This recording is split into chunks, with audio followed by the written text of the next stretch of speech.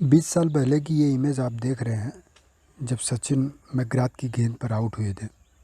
आप में से बहुत लोगों के साथ ये यादें पड़ी होंगी दिमाग में, और इन्हीं यादों को रिलेट करके मुझे लगता है कि हम सब बराबर दुखी हुए थे जब हेड ने कैच करा था रोहित शर्मा को 2003 वर्ल्ड कप फाइनल 19 नवंबर को। दोनों फीलिंग ऑलमोस्ट सेम है, सचिन का 20 साल पहले आउट होना और रोहित शर्मा का 19 नवंबर को आउट होना। और दोनों ही फीलिंग हमारी न्यूरल मेमोरीज़ में डिपॉजिट है।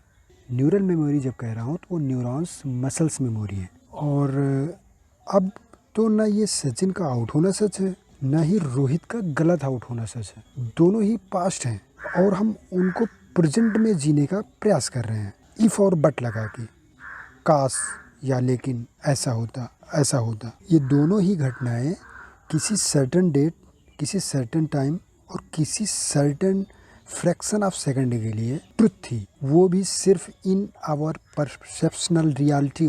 परसेप्शनल रियलिटी मतलब कि हमारी सेंसेस के लिए, हमारी कानों के लिए, हमारी आंखों के लिए, हमारे वाइब्रेशंस के लिए, हमारे इमोशंस के लिए। बस इतना ही सस्ता। वो थोड़ा हार्ड है, बट कैसे, आइए आगे समझने का प्रयास करते हैं। We all are always try to think, try to judge everything in a right, in a wrong, in black, in white, in the absolute term, जो कि बहुत ज़्यादा पॉसिबिलिटी से भरा नहीं है। कॉज क्या होता है, किसी भी मोमेंट या एक्ट को होने के लिए millions of millions nano micro quantum event होते हैं, बहुत ही ज़्यादा क्वांटम लेवल पर। That tiny act manifests the big, less or small or large event। जैसे उस दोनों कैच आउट में या किसी भी कैच आउट में 11 प्लेयर्स जो भी सारे ऑल आउट हुए, किसी भी चीज़ में उस समय क्या रहा होगा वहाँ पे। There was the cause of gravitational force, कुछ ज़्यादा कम हो गया होगा। There was the air friction, there was the speed of the ball, there was the moment of the bat, there was the turn of the ball. मतलब कितने ज़्यादा moment happening हुए होंगे तब वो छोटा सा एक इवेंट हुआ होगा, किसी का आउट होना या 6 लगना या 4 लगना। और उसी के साथ में ये सब फिजिकल फॉर्म में हो रहे थे, उसी के साथ में मेंटल लेवल पर, उनकी कॉन्शियसनेस में, उसी के साथ में उन लोगों के साथ उनके मेंटल लेवल पर 140 करोड़ लोगों की उम्मीदों का दबाव भी था, और उन 11 प्लेयर के मेंटल लेवल को इन्फ्लुएंस कर रहा था, जो कि इन द पॉजिटिव और निगेटिव वे। ऐसे बहुत सारे टाइनी एक्ट हो रहे थे जो कि हमारे डिजायर आउटकम को डायरेक्टली और इनडायरेक्टली अफेक्ट कर रहे थे। In the realistic and practical dimensions को हम बिना समझे इमोशनल लेवल पर डायरेक्टली जज या तय करने बैठ गए कि वो 11 लोग हार गए। सच में हार गए क्या, या वो 11 लोग जीत गए, वो सच में जीत गए? ये कितना सही है, थोड़ा सोचना और कमेंट करना। I will help you out.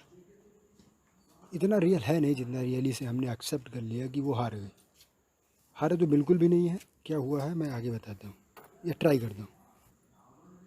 Second inning में ऑलमोस्ट लगभग 30 ओवर के बाद मैंने देखा कि बहुत सारे लोग टीवी देखना, मैच देखना छोड़ दिया। हॉटस्टार पे मैच जो देख रहे थे वहाँ से देख लिया, मोबाइल चलाना छोड़ दिया, because they lost the hope, because they just think about those 11 players कि वो सारे हार गए। बट उनकी हार को छोड़ के अगर इस तरीके से देखा जाए, मुझे लगता है कि वो हार कर भी जीत गए, सो कॉल्ड हार कर।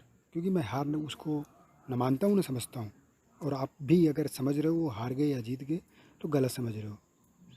और क्यों समझ रहे हो मैं वही बताना चाह रहा हूँ। क्योंकि हारना और जीतना तो सिर्फ हमारी सुपरफिशियल अंडरस्टैंडिंग है।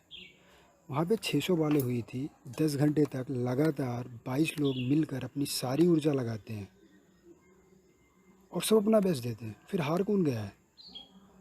शायद हार सिर्फ और सिर्फ हमारी भावनाएं गई हैं, जो हमेशा जजमेंट चाहती है, जो हमेशा जीतना चाहती है। चलो देखते हैं इसका रियलिस्टिक पॉइंट ऑफ व्यू।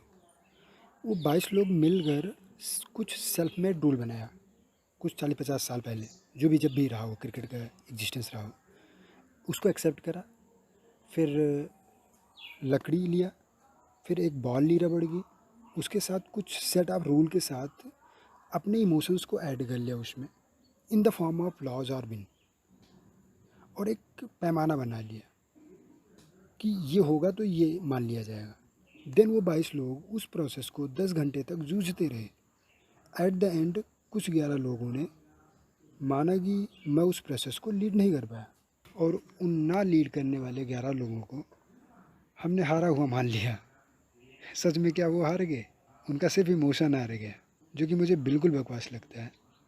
आपको भी लगना चाहिए। अगर इसको रैशनली आप देखेंगे तो कोई हारा और कोई जीता नहीं था। उस सारे के सारे 22 लोग एक साथ मिलकर 140 करोड़ लोगों को उस 10 घंटे और 2 महीने तक चले खेल को एक्सपीरियंस कराया। हम सबको खुश होने का, इंजॉय करने का मौका दिया। अगर क्रिकेट का कॉन्सेप्ट ही ना होता या सेल्फ रूल ना होता तो क्या ये वर्ल्ड कप हो रहा होता? I think not. फिर हमारे इमोशंस भी इतना होते जिनको हम हमेशा हार और जीत के फॉर्म में देखना चाहते हैं। ऐसे ये एज अ एग्जाम्पल देखो इसको। सिर्फ मुझे जो समझ आता है कि फिर कोई ना हारता ना फिर कोई जीतता। हार और जीत सिर्फ रिलेटिव इमोशंस हैं जो हमारे प्रैक्टिकल डेली लाइफ में भी होता है कि हम कुछ सेट अप गोल्स तय करते हैं, देन वहाँ पे हार और जीत तय करने लगते हैं कि हम हार गए, हम जीत गए। हम उस प्रोसेस में प्रेजेंट मोमेंट में जो करे थे उतना ही ट्रुथ था। उसके बाद जो बचा है वो हमारे सिर्फ दिमाग में बचा हुआ रेसिड्यू है, इन द फॉर्म ऑफ मेमोरी, जो न्यूरॉन्स में डिपॉजिट है। फिर वो किस दिन बाद याद आएगा तो फिर कुछ केमिकल्स रिलीज़ करेगा, कुछ हार्मोन्स रिलीज़ करेगा, फिर वो हमारे लिए पेन और प्लेजर बन जाएगा। यही तो सच है। अगर इसको हम इंडक्टिव पॉइंट ऑफ व्यू से देखें तो इस कॉस्मॉस को भी एक्सपीरियंस करो, या सारा का सारा कॉस्मॉस बहुत ही सब एटॉमिक लेवल पे, थोड़ा क्वांटम लेवल पे, माइक्रो लेवल पे बहुत ज़्यादा 100% रैंडम है, 100% अनसर्टेन है, पॉसिबिलिटीज़ से भरा पड़ा है और प्रोबेबिलिटीज़ से भरा पड़ा है। Nothing is certain except you. You means you. Here you means not your body, not your mind, not your emotion even. मैं सिर्फ यहाँ यू मीन्स यू की बात कर रहा हूँ, आपका नाम भी नहीं। थोड़ा सरप्राइजिंग है बट आपका नाम भी नहीं। So don't be sad about this so called win और लॉस। मैं तो नहीं हूँ। मैं लास्ट बॉल तक देखा, पूरे आनंदपूर्वक देखा, पूरे इमोशंस को पढ़ रहा, समझ रहा, देख रहा था। मैं विराट जी के भी इमोशंस को देख रहा था, कोहली को भी देख रहा था, मतलब पूरा जो खुश था उसको भी देख रहा था, ऑस्ट्रेलिया के भी इमोशन को पढ़ रहा था। 39 दिनों तक उन्होंने जो भी एक्सपीरियंस करा उस खेल को, उस एक्सपीरियंस को हमने भी अटैच हुए, उसके साथ अपने इमोशंस ऐड करे, हमने भी इंजॉय करा। कुछ 11 लोग अपने माइंड एंड बॉडी में सो कॉल्ड जीत कर सेम इमोशन फील कर रहे हैं, और कुछ 11 लोग सो कॉल्ड हार कर सेम इमोशन फील कर रहे हैं। That's it, nothing else. इससे ज़्यादा अगर हम कुछ सोच रहे हैं तो वो अटैच्ड हैं, और अटैच हैं तो फिर तो इमोशनल पेन होना ही होना है। सो कॉल्ड हार और जीत सबको ही देखना होता है in the perceptual reality, in this random physical existence. चाहे वो गरीब हो, अमीर हो, क्रिकेटर हो, स्पोर्टमैनशिप हो, पॉलिटिशियन हो, ईडीसी बिजनेसमैन हो, स्टूडेंट हो, कोई भी हो।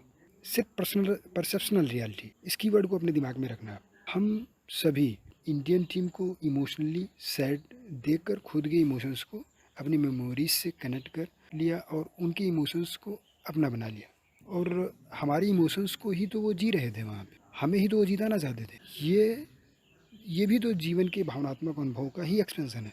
मुझे ही नहीं, सबको यही लगना चाहिए, सबको यही अनुभव होना चाहिए कि डिटैचमेंट या दृष्टा भाव से अगर इस ग्रेट इवेंट को हम देखे होते, या देखा ही है, ऑलमोस्ट सभी ने देखा ही है, तो मैच्योर होती हमारी लाइफ, थोड़ा इन्हेंस होती हमारी लाइफ, और हुई है। ऑलमोस्ट बहुत लोगों ने बहुत लर्निंग ली है इसमें, हमारी टीम भी ली होगी, और वो सीख के कुछ और बेहतर एक्सपीरियंस करेंगे।